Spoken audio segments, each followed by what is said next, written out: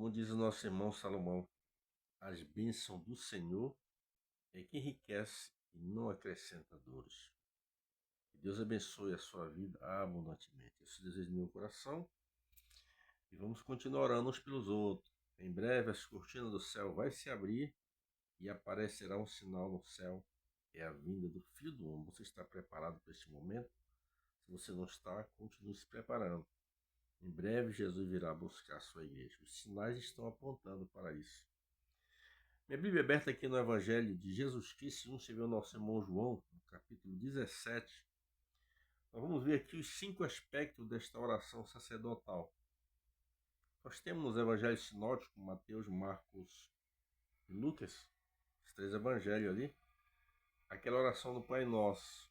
Na narrativa de Lucas, os discípulos chegaram com Jesus porque eles observavam que João Batista ensinava os seus discípulos a orar. E eles disseram: Senhor, ensina-nos a orar, assim como João também ensinou os seus discípulos. Jesus então inicia ali, ensina a oração do Pai Nosso. Essa oração do Pai Nosso não tem nada a ver com Cristo, é uma oração modelo apenas, para que os discípulos tivessem assim, mais ou menos, uma noção de como iniciar uma oração e de como terminar. Você vê que naquela oração Jesus começa enaltecendo a pessoa de Deus.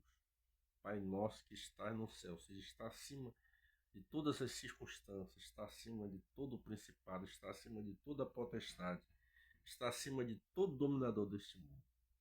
Mas não nos prender aqui, porque aqui nós vamos ver 5 aspectos desta oração de Jesus.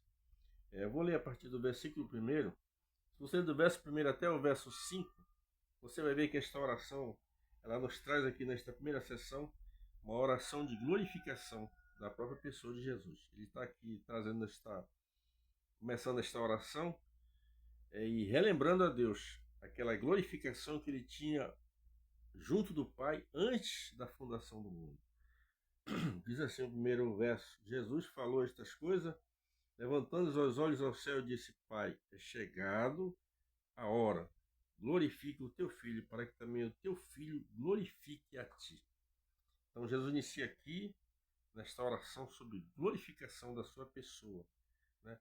O versículo 5, não dá para a gente fazer aquele sermão expositivo, versículo por versículo, né? Porque é um capítulo bastante longo. Mas vamos pegar aqui desses 5 aspectos desta oração. Primeiro, a glorificação de Jesus. O versículo 5, que é o versículo chave da glorificação de Jesus, diz assim: E agora glorifica-me tu, ó Pai, junto de ti mesmo, com aquela glória que eu tinha contigo antes que o mundo existisse. Jesus inicia aqui, né, fazendo essa oração aqui, para que Deus glorifique a ele, porque na verdade Jesus havia se despiu de toda a sua glória, né? Ele veio, tomou a forma de servo, nosso irmão Paulo falando no livro dos Efésios, ele tomou a forma de servo. Lá em Filipenses diz que ele não teve usurpação ser igual a Deus, mas ele tomou a forma de servo, certo? Então a gente vê aqui agora Jesus, que já está concluindo o seu ministério terreno, 33 anos e meio já estavam chegando ao final. Daqui a algumas horas Jesus vai enfrentar a cruz, e ele está aqui só ele com os discípulos, não tinha ninguém em particular. A partir do versículo do capítulo 13 do Evangelho de João até o capítulo 16, Jesus está sós com os discípulos. Então ele diz aqui: E agora glorifique-me, tu, ó Pai, junto de ti mesmo, com aquela glória que eu tinha contigo antes que o mundo existisse. Jesus disse: ainda antes que houvesse o dia, eu sou. Lá no livro de o nosso irmão Isaías 43, versículo 13, o Senhor Jesus falando pela boca de Isaías: ainda antes que houvesse o dia, eu sou. E não há quem possa escapar das minhas mãos. Operando eu, quem impedirá? Então, aqui Jesus está falando sobre a glorificação.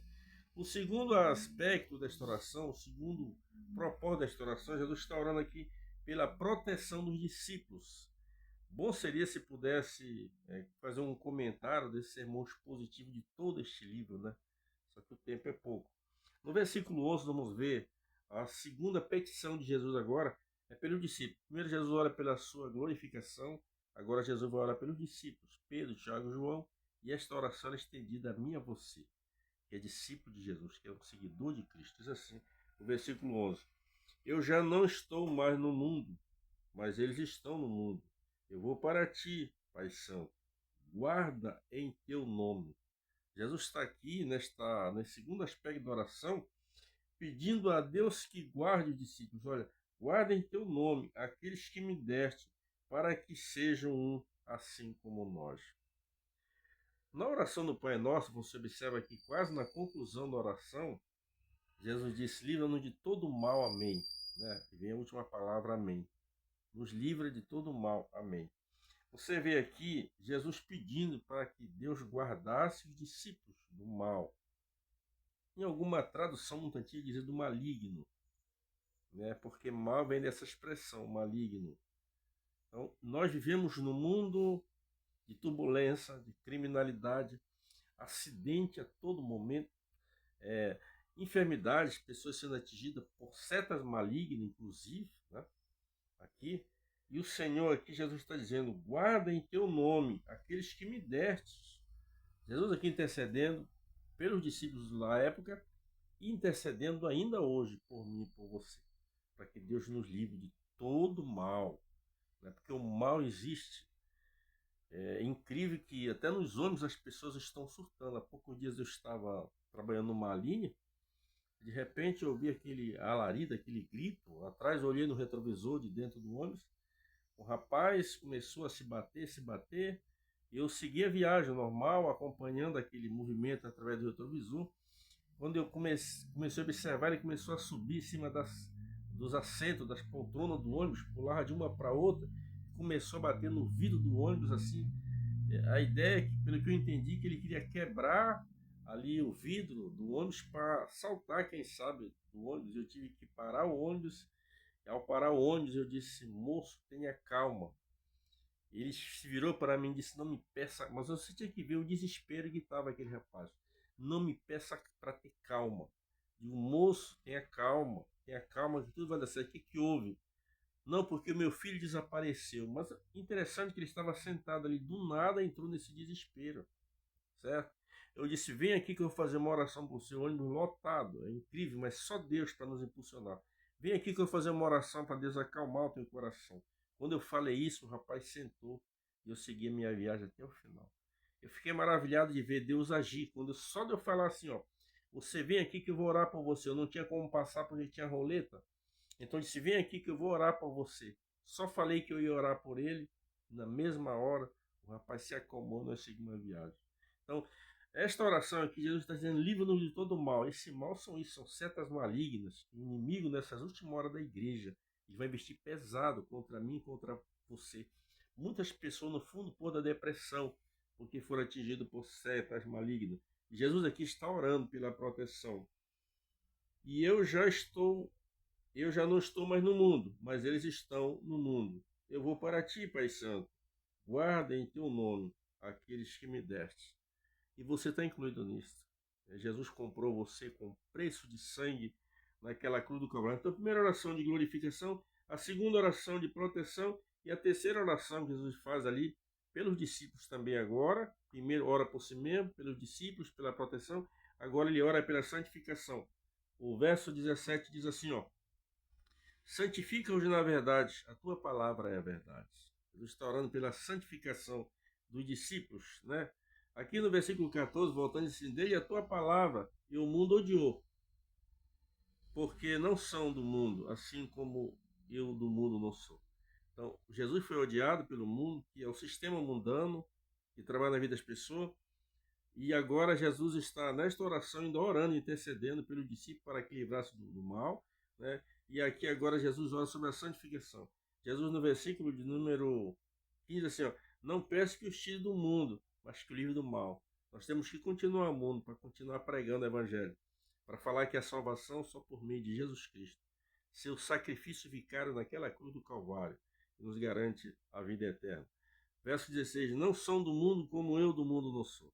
Eu pergunto a você, meu irmão, que entregou a sua vida a Cristo. Você está no mundo só de passagem ou você está com apego às coisas do mundo? Volte cada dia mais para Deus. Não se envolva com o mundo, não se envolva com o pecado. O pecado ele tem esse poder destrutivo. Ele destrói a nossa comunhão, a nossa harmonia com Deus. Então aqui a terceira oração é Pai, santifica-os na verdade, a tua palavra é a verdade. Ou seja, em terceiro lugar, santificação. Em primeiro lugar, Jesus ora pela sua glorificação. Em segundo lugar, pela proteção do discípulo. E em terceiro lugar, pela santificação. E vamos agora a quarta pedido de Jesus aqui a Deus, né? Nós vamos ver aqui, fala sobre a unidade. Versículo 21 diz assim: para que todos sejam um, como tu, ó Pai, és em mim e eu em ti, que também eles sejam em nós, para que o mundo creia que tu me enviaste. Jesus está orando nesse quarto aspecto pela unidade, para que sejamos unidos. Salmo 133 diz: oh, quão bom e quão suave é que os irmãos vivam em união.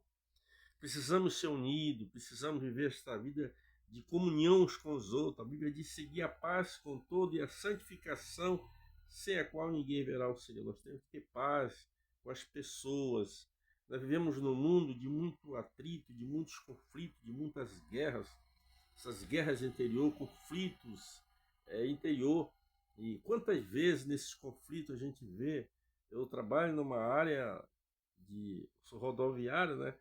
E lembro-me que antes de eu entrar nesse segmento aí da rodoviária, eu tinha uma impressão de que os rodoviários eram uma classe unida. Depois que eu passei, já são 5 anos que eu estou trabalhando em rodoviária, depois que eu passei, eu entendi que é só uma fachada, não existe unidade, eles não são unidos, os motoristas não são unidos. Mas aqui Jesus está falando com a igreja, para que sejam unidas. Ele disse assim, no versículo 21, para que todos sejam um, como tu, ó Pai, és em mim e eu em ti. Que também eles sejam um em nós, para que o mundo creia que tu me enviaste. Como é que o mundo vai crer que Deus enviou a Jesus? Se eu e você, como cristão, como servo de Deus, não formos unidos, precisamos nos unir. A nossa investida, a Bíblia diz que a nossa luta não é contra a carne nem contra o sangue, mas sim contra os principados e contra as potestades infernais da maldade. E nós precisamos desta unidade. Jesus aqui está fazendo esta oração sacerdotal, esta oração de um sacerdote, um escritor aos Hebreus, ele define bem isso aqui. Jesus é o nosso único sacerdote, né? O nosso sacerdote eterno. E ele disse que não há um que possa se compadecer com as suas fraquezas como Cristo, porque Jesus tomou a forma de homem. Então Jesus é o nosso sacerdote. Ele é aquele que intercede por nós. Se a gente fosse estudar sobre os 3 homens que Deus levantou no passado, os patriarcas, né? A grande missão dos patriarcas era cuidar da família, né? A gente vê a pessoa de Abraão, um dos primeiros exemplos ali, Isaac, Jacó e demais patriarcas. A gente vê que a preocupação era com a família. Você vê que o próprio Abraão, na hora de ver o seu filho já adulto, ele teve a preocupação de chamar Eliezer para que fosse prover uma esposa, em busca de uma esposa, porque o patriarca, a missão dele era cuidar da família. O sacerdote era aquela pessoa que levava os pedidos, as necessidades das pessoas a Deus. A gente vê, depois ele levantou os profetas, ao posto, no caso. O sacerdote levava as necessidades do povo a Deus e os profetas traziam a mensagem de Deus para o povo. Então a gente vê que é um contraste aí. E Deus, durante toda a história da humanidade, ele ajuda dessa forma tão maravilhosa. Patriarca, de um sacerdote, e nós temos também os profetas. E Jesus como sacerdote, aquele que intercede junto de Deus por nós. É o nosso irmão João diz: filhinho, não pequeis, mas todavia nós pecarmos, nós temos o advogado junto do Pai, Jesus Cristo justo. Ele é a propiciação não somente pelo nosso pecado, mas pelo do mundo inteiro. Então Jesus aqui está orando pela unidade. E em quinto lugar, nós vamos observar, Jesus, nesta oração final, ele encerra pela glorificação eterna, ou seja, tanto dele quanto dos seus discípulos. Quanto a mim, você diz assim o versículo 24: Pai, aqueles que me deste, quero que onde eu estiver, também eles estejam comigo, para que vejam a minha glória que me deste, porque tu has amado antes de mim, porque tu has amado antes da criação do mundo. Nesse versículo 24, Jesus está finalizando, falando sobre a glorificação eterna entre ele, Deus, e eu e você, né? Pai, aqueles que me deste, né? Que onde eu estiver, né? Onde eu estiver, eles estejam também comigo. No Evangelho de João 14, não se turbe o vosso coração, crede em Deus e crede também em mim. Na casa de meu pai, muitas moradas, se não fosse assim, eu vos teria dito que eu vou preparar lugar, e quando eu for preparar lugar, voltarei e vos receberei para mim mesmo, para que onde estiver, estejai-vos também. Nesta oração final aqui, Jesus está falando, enfatizando exatamente esse quinto aspecto, esta oração da nossa glorificação eterna com Jesus e Deus da eternidade. Que Deus aqui nos abençoe e até a próxima mensagem.